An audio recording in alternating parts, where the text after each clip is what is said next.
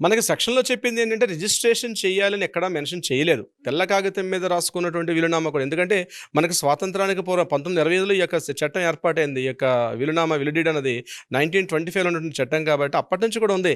తెల్ల కాగితం మీద కూడా దీని యొక్క రాసుకోవచ్చు.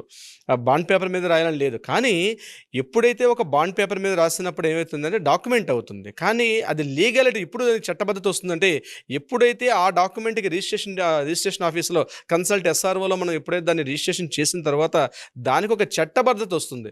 సో, మనం రాసుకున్నటువంటి వీలునామాని ఎక్కడ మెన్షన్ చేయనప్పటికి కూడా మేమైతే ఖచ్చితంగా సజెస్ట్ చేస్తున్నాం. రిజిస్ట్రేషన్ చేయమంటాం.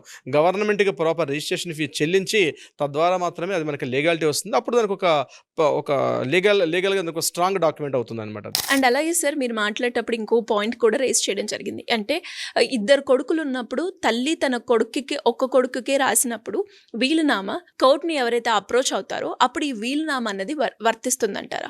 ఉండే అవకాశం చాలా తక్కువండి. ఇప్పుడు వీలునామా తన స్వార్జితమైన ప్రాపర్టీ తనకేదైతే తన సెల్ఫ్ గెయిన్డ్ ప్రాపర్టీ ఏదైతే ఉందో ఆ తండ్రి కావచ్చు, తల్లి కావచ్చు తన ప్రాపర్టీని వీలునామా ద్వారా ఇద్దరు కొడుకుల్లో ఒకరికే రాసినప్పుడు చిన్న కొడుకు ఏంటంటే ఏదైనా అంటే అది చనిపోయిన తర్వాత ఒక పెద్ద కొడుకు చూపించి నాన్నగారు మొత్తం నాకే ఈ ప్రాపర్టీ రాశారు అని తను ఏదైనా డౌట్ రైజ్ చేసినప్పుడు సిగ్నేచర్ ఏదైనా ఫార్జరీ చేశారన్న విషయం మీద ఆ సందర్భాల్లో ఒక వ్యక్తి అంటే అన్యాయం జరిగింది తెలుస్తుంది అక్కడ. ఇలా ఎందుకు రాశారు? అందుకని వీలునామా రాసేటప్పుడు తండ్రి ఎందుకు తన ఒక్క కొడుకుకే వీలునామా రాస్తున్నటువంటి క్లాస్ కూడా మెన్షన్ చేయాల్సి వస్తుంది. మేము చేసే ప్రక్రియ అదనమాట.